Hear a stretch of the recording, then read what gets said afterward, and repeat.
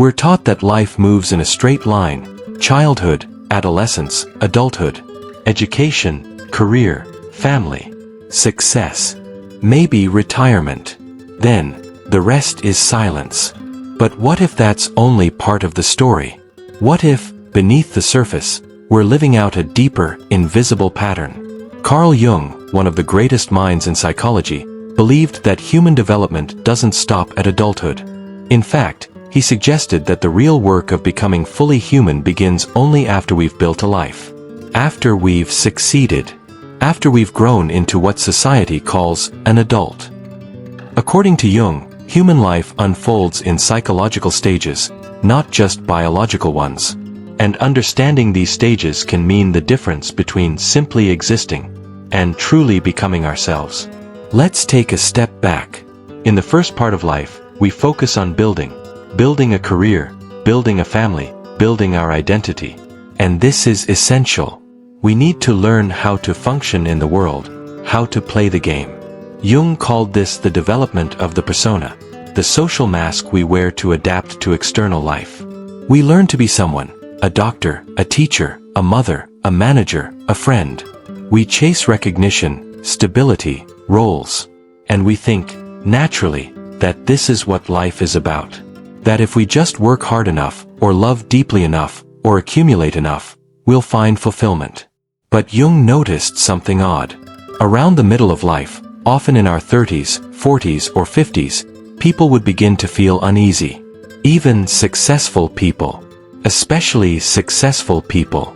They would feel a sense of emptiness, a strange discontent that couldn't be explained. They had done everything they were supposed to do, and yet something was missing. Why? Jung believed this unease wasn't a failure, but a signal, a turning point. Because the tools that help us survive the first half of life, ambition, ego, performance, can't take us through the second half. What served us well in youth becomes a burden in maturity. At some point, the outer world can no longer provide the inner nourishment we need. And so, begins the true psychological life cycle. Jung saw life not as a straight line, but as a circle, a mandala. In the first half, we move outward, toward the world, toward structure, toward definition. In the second half, we are called inward, toward meaning, toward integration, toward wholeness. This turning point is not just cultural or emotional. It's archetypal. It's built into the psyche itself. The persona begins to crack. The roles we've played start to feel false. The goals we've chased seem shallow. The soul, long buried under layers of expectation and performance, begins to whisper.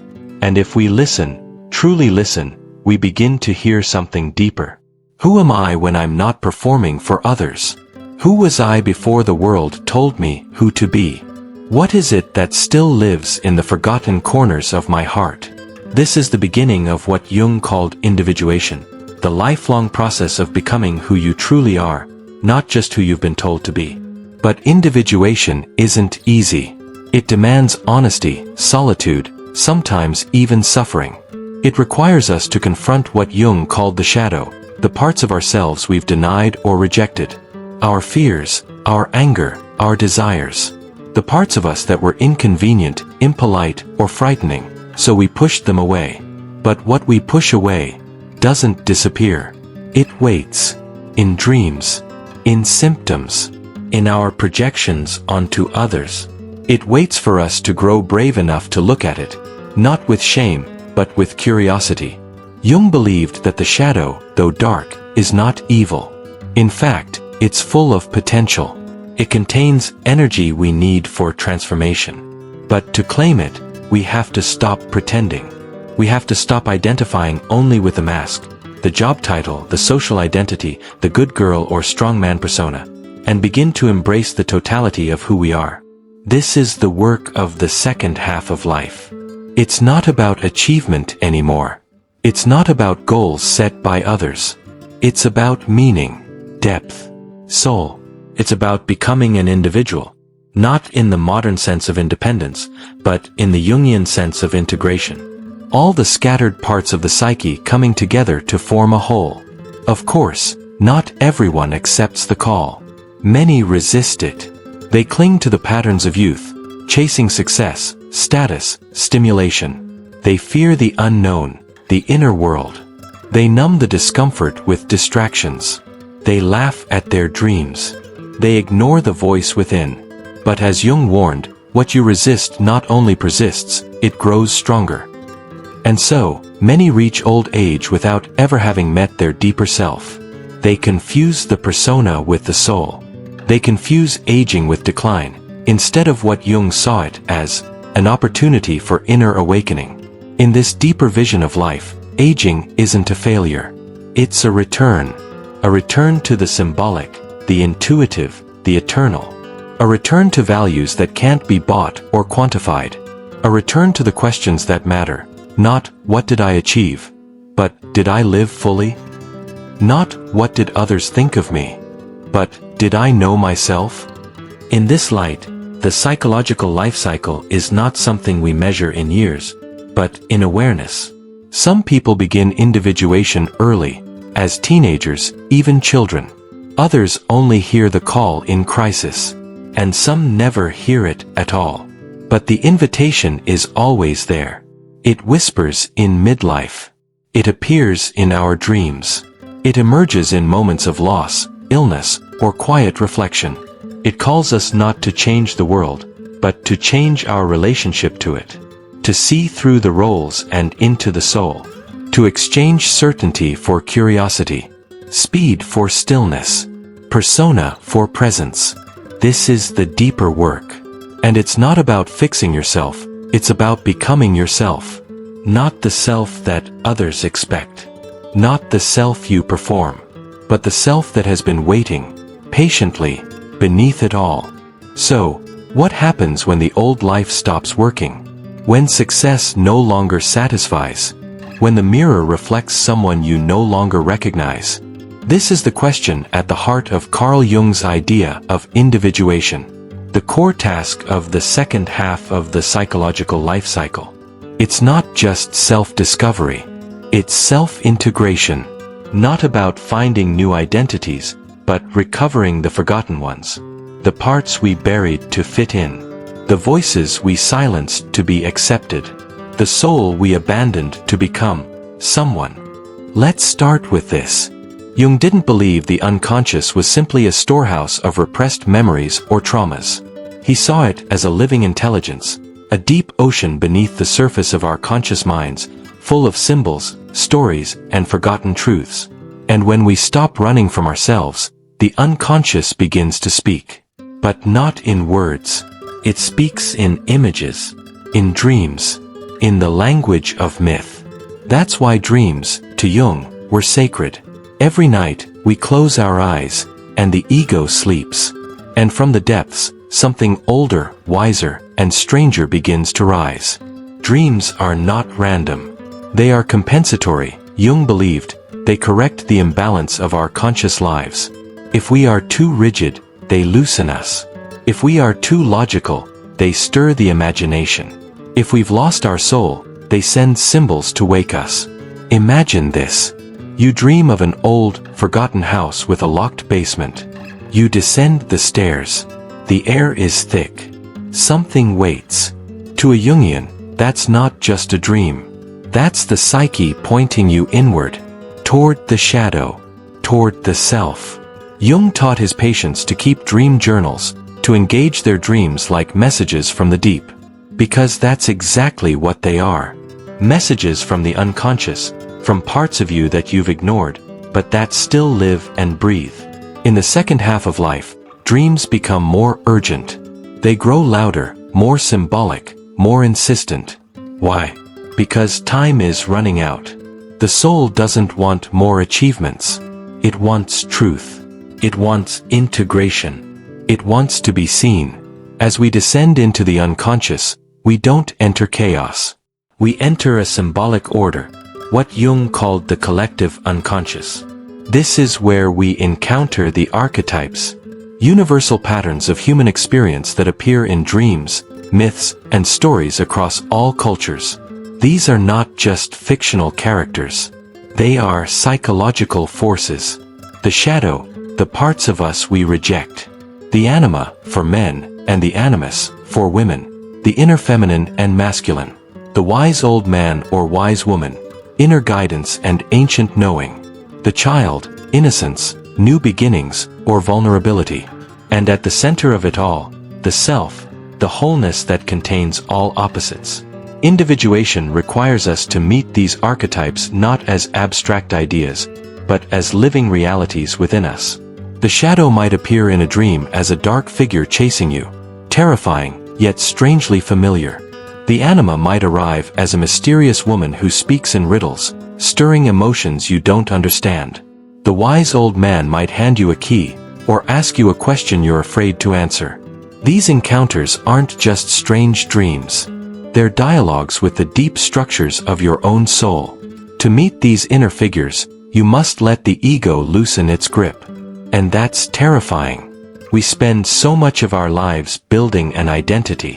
And now, suddenly, we're being asked to dismantle it? Yes, but only to uncover something more authentic beneath. This is why the second half of life often feels like a crisis. The job you once loved begins to feel meaningless.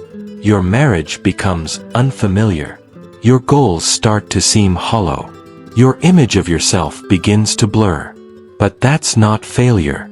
It's the psyche reorganizing itself. You are no longer meant to live only for the outer world. You are being called inward, toward depth, toward meaning, toward integration. This process is not linear.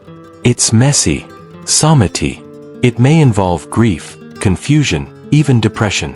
But Jung was clear. This disorientation is not pathology. It's part of the transformation. Like a snake shedding its skin, you must let go of the old form, so something new can emerge. One of the greatest tools Jung offered for this transformation is symbolic thinking. The modern world worships logic, clarity, definitions, precision. But the psyche doesn't speak in spreadsheets. It speaks in metaphors. Jung encouraged people to draw, to write, to create mandalas, circular symbols of wholeness, as a way of engaging the unconscious. Not because the art was good, but because it gave shape to what had no words. Symbolism allows us to communicate with the unknown parts of ourselves. It bridges the conscious and unconscious. It helps integrate what was once split off. You don't have to be an artist or mystic to do this. You just have to be curious, willing to listen, willing to be surprised by what you find inside. So what does it look like to individuate? It doesn't mean becoming perfect. It doesn't mean escaping suffering. It doesn't even mean becoming happy in the conventional sense. It means becoming whole. It means you are no longer divided against yourself. No longer ruled by unconscious patterns. No longer lost in projections or false roles. You recognize your darkness and integrate it. You listen to your dreams and follow their clues. You speak with the symbols that emerge and trust what they teach. You stop trying to be someone else and start being you. And slowly, the tension between who you are and who you pretend to be dissolves. We live in a culture that fears aging. It's something to be denied, postponed, hidden behind creams and slogans. We're told youth is everything, and that growing old is a kind of failure. But Carl Jung saw it differently.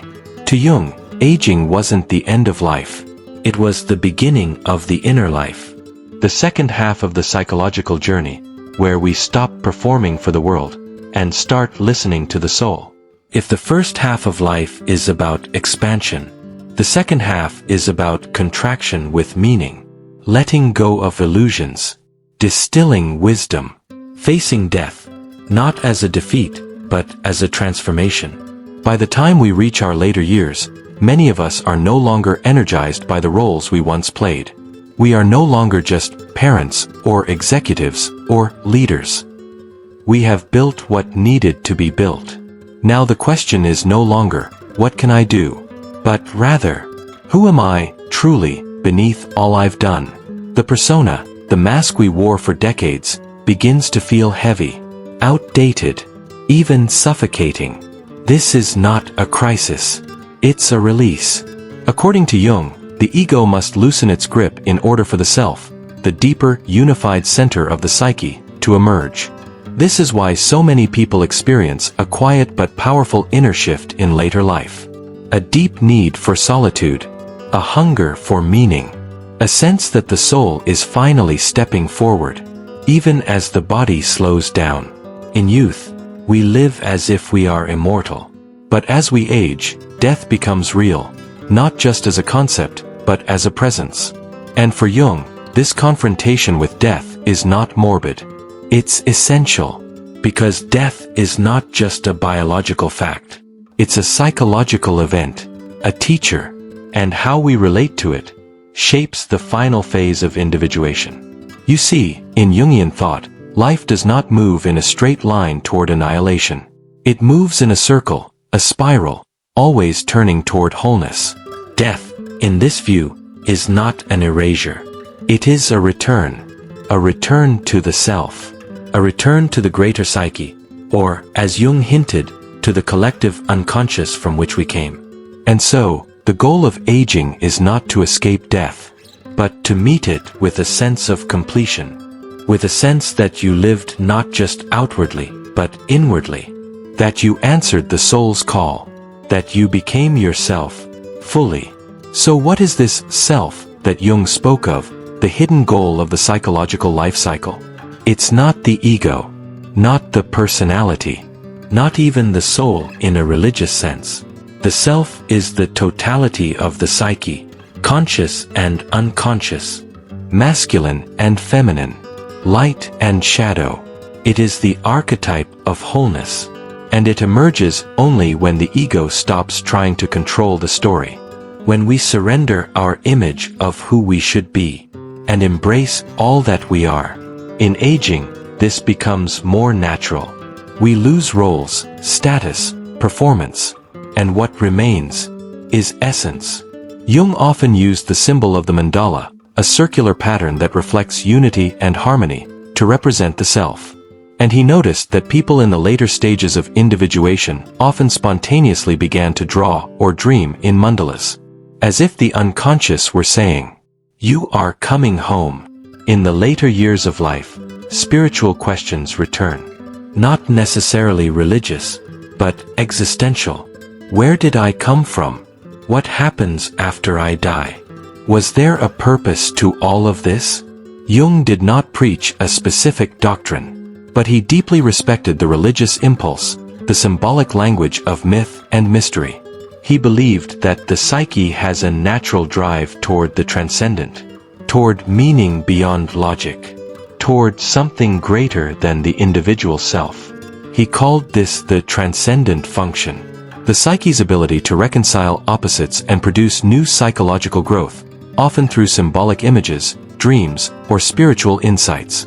In the final stage of life, the transcendent function prepares us for death, not as an enemy to fight, but as a final stage of integration. As Jung wrote, life's design is such that we grow toward the greatest possible awareness of self before we return to the unconscious. Ultimately, the end of the psychological life cycle is not about achievement. It's about acceptance. Accepting your failures, not with guilt, but with gentleness. Accepting your shadows, not with shame, but with curiosity. Accepting your mortality, not with fear, but with awe. In this space, the ego no longer has to fight. There is no image to uphold, no battle to win. There is only presence, wholeness, peace, and perhaps that is the most radical thing Jung offered. That aging is not a tragedy, but a triumph. Not the death of identity, but the return to what was always beneath it. From the persona to the shadow, from the ego to the self. We do not simply age. We unfold. We return. Carl Jung saw life as a sacred spiral, where every loss contains a symbol, every dream carries a message, and every phase brings us closer to integration. So perhaps the question is not, what do I still have to accomplish? But, what has my soul been trying to say all along? In the end, The psychological life cycle is not a straight road. It is a sacred return. From forgetting to remembering. From noise to silence. From striving to being. From ego to self. And maybe that is the real purpose of life. Not to win. Not to impress. But to become whole. At some point in every life, something quietly yet unmistakably shifts. The dreams we once chased begin to lose their luster. The roles we worked so hard to embody, mother, father, boss, artist, teacher, start to feel less like expressions of our deepest truth and more like masks worn for a stage we didn't even know we'd entered. This moment is what Carl Jung famously called the midlife transition. But to reduce it to cliches, like a red convertible or a sudden career change, misses its essence entirely. This is not merely a time of external upheaval. It is a psychic summons. The collapse of the persona. Jung believed that the persona, our outward-facing personality, the mask we wear in public, is absolutely necessary. We need it to function in society, to play roles, to be accepted. But the danger lies in mistaking the persona for the self. When we believe we are the job title, the parent, the achiever, the helper, we trap ourselves in a narrow corridor of identity. Midlife begins to press against those walls. We notice cracks in the illusion. Perhaps it's a nagging discontent, even when everything seems fine. Perhaps it's a relationship that begins to feel hollow. Perhaps it's a sudden fear of aging, of death, of wasted time. These aren't signs of failure. They're signs of life. Jung described this period as the moment the ego begins to lose its supremacy. The structures built to protect us now start to suffocate us. And the unconscious begins to stir. It says, there is more to you than this. The emergence of the shadow. But more does not always mean more light, at least not right away. The first thing that often rises in midlife is the shadow, all the aspects of ourselves we've repressed, denied, or disowned. Desires we never admitted. Rage we swallowed. Grief we buried. Needs we silenced. Suddenly, they break through the surface like weeds in a manicured garden. This is why midlife can be so unsettling. We're forced to confront the parts of ourselves we thought we'd outgrown or avoided. Jung insisted that the integration of the shadow is not a regression but an act of courage. To face it is to become more whole. You begin to say, I am not only who I appear to be. I contain contradictions. I have wounds. I have depths. This realization is the beginning of psychological maturity. Individuation. Becoming who you really are. At the core of Jung's psychology is a radical idea. You are not born whole, you become whole. This journey toward wholeness is called individuation. Individuation doesn't mean becoming self-sufficient or isolated. It means discovering and integrating all aspects of yourself. The persona, the ego, the shadow, the anima/animus, the self. And this process often begins in earnest during midlife. We start asking different questions. Who am I beneath all my roles? What values are truly mine, not inherited or imposed? What have I left unexplored within me? You might feel a pull toward art, spirituality, meditation, solitude, or storytelling. You might lose interest in competition or validation. You might find yourself drawn to myths, dreams, archetypes, symbols that speak to the soul, not the ego. This shift is not irrational. It is archetypal. According to Jung, this midlife turning point is not a detour, it is the axis of transformation. Dreams, the voice of the deep self. During this stage, the unconscious often speaks in more vivid, insistent ways. Dreams become more intense, symbolic, mysterious. You might dream of water, of journeys, of forgotten houses or ancient animals. These aren't random images, they are messages. Jung believed dreams serve the process of individuation. They reveal what is missing, what is being born, what must be reconciled. For example, a man devoted to logic and success may dream of a crying child, representing the neglected emotional part of himself. A woman who has cared for others her whole life may dream of flying, her desire for liberation, for her own agency. Listening to these dreams requires a symbolic attitude, not a literal one. You begin to ask, what is the unconscious asking me to notice? Dream work, journaling, and active imagination are all tools Jung developed to help midlife seekers reconnect with the depths of their psyche. Archetypes activated: anima, animus, and the self. As individuation deepens, something profound happens. We begin to encounter inner figures Jung called archetypes. The anima, the inner feminine in men, and the animus, they. These are not literal people. They are psychic potentials that help us become more balanced. A man who integrates his anima might become more attuned to feeling, intuition, beauty, and vulnerability. A woman who integrates her animus might become more confident, assertive, logical, and independent. The final archetype we encounter is the self, the organizing principle of the psyche, the totality of who we are. Jung often represented the self as a mandala, a sacred circle, symbolizing harmony, unity, and wholeness. The self is not the ego's triumph, it is the ego's surrender. To encounter the self is to realize that life is not about controlling or fixing, but about aligning, flowing, and awakening. Death, time, and the deepening of the soul. Perhaps the most sobering aspect of the midlife psychological shift is the confrontation with mortality. We realize that time is finite, that not all dreams will come true, that youth will not return. But in Jung's view, this confrontation is not morbid, it is liberating. Life really does begin at 40, Jung once said. Up until then, you are just doing research. When we accept death as part of life, we stop living at the surface. We drop the performance.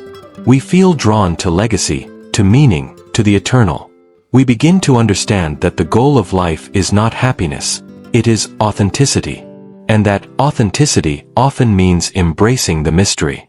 The second half of life, a spiritual rebirth. Jung called the second half of life a spiritual task.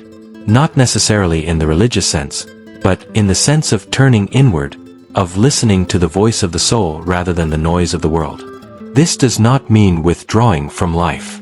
In fact, many people become more alive, more expressive, more loving after midlife. But it does mean shedding the illusions that once defined us. We begin to see through the games of power, status, and control. We start to crave stillness, depth, wonder, and connection. The individuation process may never be complete, but that's not the point. The point is that we're finally living from the center, not from fear, not from ego, not from expectation, but from the self. And that changes everything. As we move into the final stage of Carl Jung's psychological life cycle, we encounter what he considered the true task of the second half of life, individuation. For Jung, this wasn't simply a late life adjustment, it was a psychological necessity. He observed that after the age of 40 or 50, many people face a quiet crisis, a deep sense of dissatisfaction or disconnection. The structures that served them well in earlier life, career, social identity, even family roles, begin to lose meaning. In their place arises a longing for something deeper, a more complete relationship with the self. The self, in Jungian psychology, is the totality of the psyche, both conscious and unconscious, personal and collective. It's the central archetype of order, the organizing principle of the entire personality. While the ego is the center of consciousness, the self is the center of the whole psychic system. Individuation is the process through which a person comes to realize this totality. It involves integrating the shadow, recognizing the anima or animus, and coming into harmony with the archetypes within the collective unconscious. But why does this process become so urgent in the second half of life? According to Jung, the first half of life is about establishing ourselves in the world, building a stable ego, creating relationships, pursuing goals. Society encourages us to focus outward. But once those goals are achieved, or lose their shine, we're left with the question, who am I beyond all this? This is the moment the unconscious starts knocking. It may arrive in dreams, bizarre, powerful, sometimes frightening. Or in synchronicities, those uncanny coincidences that suggest life has a pattern we can't quite see. Sometimes it emerges as depression, midlife anxiety, or a yearning for solitude. All of these signs indicate that the psyche is calling the individual inward, inviting them to explore parts of themselves that have been ignored, repressed, or forgotten. In practical terms, individuation often begins with confronting the shadow. The shadow is everything in ourselves we don't want to see: our selfishness, fears, hidden desires, and socially unacceptable impulses. Most people spend years trying to hide their shadow, even from themselves. But Jung insisted that without acknowledging it, we cannot be whole. Facing the shadow isn't about becoming darker or indulging in destructive behavior, it's about owning our full humanity. As Jung famously said, one does not become enlightened by imagining figures of light, but by making the darkness conscious. This work requires honesty, courage, and often solitude. It can be painful to confront what we've buried, but it is also liberating. Each time we integrate a piece of the shadow, we reclaim a part of ourselves that holds energy, creativity, and truth. As we continue the journey of individuation, we encounter the anima or animus, Jung's terms for the unconscious feminine side in men and the unconscious masculine side in women. These inner figures shape how we relate to the opposite sex, and more deeply, how we relate to qualities within ourselves that we've projected outward. For a man, integrating the anima might involve embracing vulnerability, intuition, or emotional depth. For a woman, integrating the animus might mean owning assertiveness, logic, or independence. These integrations don't happen all at once. They unfold slowly, often through relationships, dreams, artistic expression, and meaningful inner reflection. The psyche speaks in symbols, and those symbols can guide us, if we are willing to listen. In later life, many people also begin to experience archetypal dreams, visions of wise old men or women, of journeys through dark forests, or of encounters with strange animals. These are not just random images. They are messages from the self, guiding the individual through their own mythic journey. Jung saw these as the psyche's way of preparing for the final transition, death. But death, in Jung's view, was not the ultimate end. It was a transformation. He believed that just as the ego must give way to the self during individuation, so too must the body give way to something larger at death. Whether one interprets this spiritually or psychologically, the symbolic meaning is clear. The task of the final stage is to let go of the ego's need for control and enter into union with something greater. This is why so many spiritual traditions echo similar themes: the letting go of worldly attachments, the facing of death not as an enemy but as a teacher, the acceptance of mystery.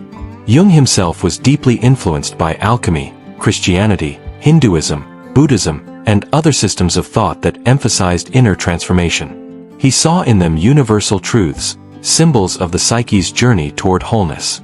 In this final stage, the personality often softens. People may become more reflective, more accepting, even paradoxical. They might no longer need to win arguments or prove their worth. They are less interested in being right and more interested in being real. They seek authenticity over status, meaning over efficiency, depth over speed. There is often a renewed relationship with nature, with silence, and with ritual. What once seemed trivial, like the changing of the seasons or the simple joy of a shared meal, now carries profound significance. There's a humility that comes with aging, but also a strange power. The person who has walked through the fire of their unconscious, who has faced the shadow and embraced the self, becomes what Jung called a wounded healer, someone who, through their own suffering and transformation, can help others do the same. And so we come full circle. The child who once gazed at the world with wonder returns to a similar state, not in ignorance, but in wisdom. This is the completion of the cycle, not a return to innocence, but the arrival at wholeness. The psychological life has unfolded not in a straight line, but in a spiral, each phase revisiting the last at a higher level of consciousness. Jung did not promise that this path would be easy. In fact, he warned that most people would avoid it. The world offers many distractions, many ways to remain shallow. But for those willing to descend into themselves, to listen to the quiet voice of the self, and to walk through the often painful process of individuation, the reward is immense. A life that is lived from the inside out. A life in which death is not feared, but understood.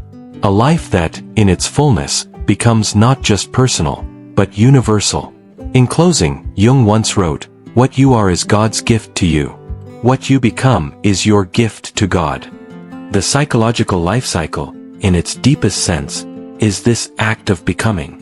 It is the sacred journey of unfolding, layer by layer, until we return, not to where we began, but to who we truly are. In the final stretch of life, Carl Jung posits that something extraordinary begins to unfold, something few anticipate in the rush of modern life. While the earlier stages focus on identity, ambition, relationships, and meaning, the last chapter of the psychological life cycle invites us into the most mysterious dimension of all, transcendence. But what exactly does Jung mean by transcendence? And why does he believe that the last years of life are not a decline, but rather a culmination? This is part 6 of our deep exploration into the psychological life cycle through the lens of Carl Jung. And today, we're going to explore the twilight of the psyche, where mortality meets meaning. The meaning of transcendence. In Jungian psychology, transcendence is not about escaping life.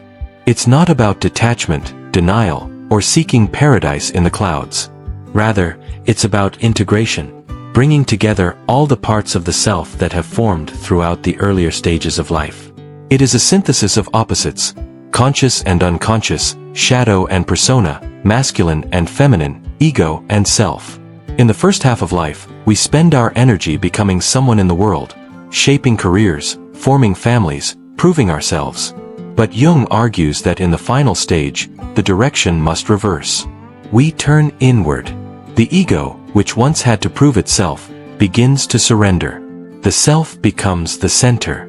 Transcendence is the realization that we are more than our name, our job, or even our memories. We begin to see life as a whole, rather than in fragmented parts. And in doing so, we touch something timeless within us. Death and the archetype of wholeness. This stage of the psychological life cycle is also marked by the growing awareness of death. But for Jung, death isn't just an endpoint, it is a mirror that reveals what is most essential.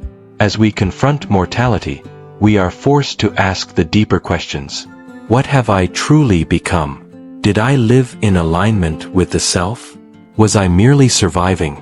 Or did I truly exist? According to Jung, the unconscious does not perceive death as annihilation. Instead, it treats death as a transformation, a passage, not an end. This symbolic view of death allows the psyche to prepare for the unknown in a meaningful, even sacred, way. In dreams, many elderly individuals begin to see archetypes of transition, crossing rivers, entering doors, climbing mountains. These images represent the soul's preparation for what lies beyond. Jung believed that these were not hallucinations of a fading mind, but symbols of spiritual integration. From individual to universal. As the ego dissolves and the self expands, we begin to loosen our identification with the personal and open ourselves to the universal. Many people in the final stage of life report feeling a connection to something greater, a vast field of being, a presence beyond personality. This isn't necessarily religious in a traditional sense. It is more about cosmic belonging. Jung wrote that the afternoon of life must have a meaning of its own and cannot be lived by the principles of life's morning. This profound statement reflects a psychological truth. The second half of life requires a new orientation, one that looks beyond achievement and toward essence.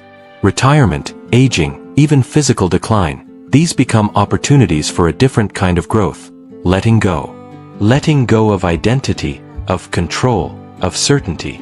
And through that letting go, many experience a profound sense of peace. This is the paradox of the psychological life cycle, that the deepest freedom often comes after the ambitions have faded. The role of reflection and legacy. Reflection becomes essential in this phase. Many are drawn to write memoirs, pass on family stories, or share life lessons with grandchildren or students. This isn't mere nostalgia, it's a natural function of the psyche seeking continuity. The ego may age, but the archetypes within us are timeless. We want to leave something behind, not for vanity, but for meaning. Jung believed that the final stage is not about clinging to life, but blessing it. Those who have integrated their shadow, reconciled their inner opposites, and touched the self often become what he called wise elders. figures who radiate calm, clarity, and symbolic depth. These are the people who don't speak much, but when they do, everyone listens. They have nothing to prove. Their presence itself becomes a kind of teaching. Transcendence is not perfection. It's important to note that Jung never described this stage as one of perfection. There is no final arrival. Even in the final stage, we struggle. We forget. We grieve. We fear. But the point of the psychological life cycle is not to become perfect. It is to become whole. And wholeness includes contradiction, complexity, ambiguity. The ego's need for clarity gives way to the self's acceptance of mystery. Those who reach this stage with openness often report a surprising sense of aliveness, even as the body weakens. They laugh more. They worry less. They begin to see the beauty in small things: sunlight on a window, the smell of coffee, the sound of birds. This is not regression, it's a kind of arrival. The Great Return. In mythology, this stage is often depicted as the return home. Like Odysseus coming back to Ithaca, or the old monk sitting in stillness beneath a tree, the final movement of the psychological life cycle is a homecoming, not to the house we were born in, but to the truth of what we are. In childhood, we were close to the self, but unconscious of it. In old age, we can return to that intimacy, this time with awareness. The self, which was once a faint whisper, now becomes the dominant voice. Life becomes symbolic. Death becomes a passage. And the personality, so loud in youth, finally becomes quiet enough to hear the soul speak. Final words. The psychological life cycle, as described by Carl Jung, is not just a theory, it is a mirror. A mirror that reveals the invisible architecture of our lives. From the forming of the ego to the blossoming of the self, from ambition to surrender, from division to unity, it is a journey of becoming. In this final stage, we don't fade, we deepen. We don't vanish, we integrate. And we don't say goodbye to life, we say thank you. And perhaps that is the ultimate lesson of the psychological life cycle. That the purpose of life is not merely to live, but to awaken to the mystery of who is living it. So, what can we ultimately take from Carl Jung's view of the psychological life cycle? We return to the central question: what does it mean to live a complete life? Not in terms of material success or societal status, but in terms of the psyche, the soul, the self. Jung's model does not promise us eternal happiness. It does not hand us formulas for instant confidence or strategies to maximize our productivity. Instead, it offers something much more profound, a map of the inner world, a slow unfolding of the self through time. Through the early years of formation, the decades of adaptation, and finally the turn inward toward integration, Jung's psychological life cycle teaches us that each phase has meaning. Even the confusion, even the breakdowns, even the crises. In fact, especially the crises. Because in Jungian psychology, the breakdown is often the beginning of the breakthrough. When the persona fails, when our roles crack and no longer serve us, we begin to glimpse what lies beneath. When the ego becomes overwhelmed by life's contradictions, it is the self that emerges as the true center of gravity. The midlife crisis, often pathologized, is reframed by Jung as a sacred turning point, an invitation to individuation, to leave behind the borrowed scripts and confront the unknown within.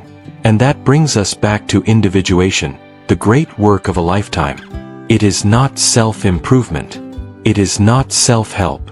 It is not ego glorification. It is the painful and beautiful process of becoming who we were always meant to be.